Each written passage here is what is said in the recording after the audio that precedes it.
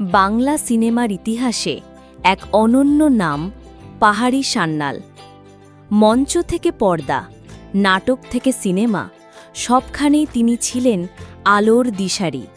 চলুন জেনে নেওয়া যাক তার জীবনের গল্প। পাহাড়ি সান্যালের জন্ম ২২ ফেব্রুয়ারি ১৯০৬ সালে দার্জিলিংয়ে। তার আসল নাম নকুল চন্দ্র সান্যাল, তবে সবার কাছে তিনি পাহাড়ি সান্যাল নামেই পরিচিত হন। পড়াশোনা করেছিলেন দার্জিলিং ও পরে বেনারসে। ছোট থেকেই সঙ্গীত ও অভিনয়ের প্রতি প্রবল আগ্রহ ছিল। ১৯৩২ সালে নিউ থিয়েটার্সের হাত ধরে চলচ্চিত্র জগতে প্রবেশ করেন। সেখানেই তার অভিনয় ও সঙ্গীত প্রতিভা ছড়িয়ে পড়ে। তিনি বাংলা ও হিন্দি দুই ভাষার সিনেমাতেই সমান জনপ্রিয় ছিলেন। চরিত্রহীন, দেবদাস, মুক্তি, কৃষ্ণকান্তে রুইল এসব ছবিতে তার অভিনয় আজও দর্শকের মনে গেঁথে আছে। সাহেবী পোশাক, পরিশীলিত অভিনয় আর সঙ্গীত নৈপুণ্যের জন্য তিনি ছিলেন আলাদা মাত্রার শিল্পী।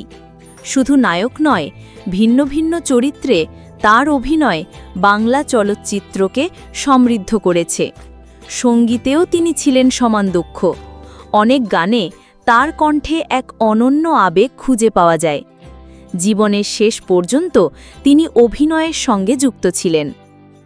পাহাড়ি সান্যাল শুধু একজন অভিনেতা নন, তিনি ছিলেন বাংলা চলচ্চিত্রের এক যুগের প্রতীক।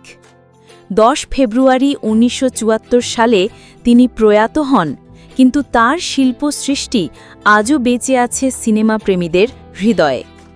এমকে স্টোরি চ্যানেলের পক্ষ থেকে বাংলা সিনেমার উজ্জ্বল নক্ষত্র পাহাড়ি সান্যালকে জানাই হৃদয়ের গভীর থেকে শ্রদ্ধা ও ধন্যবাদ। এই ছিল পাহাড়ি সান্যালের জীবনের গল্প।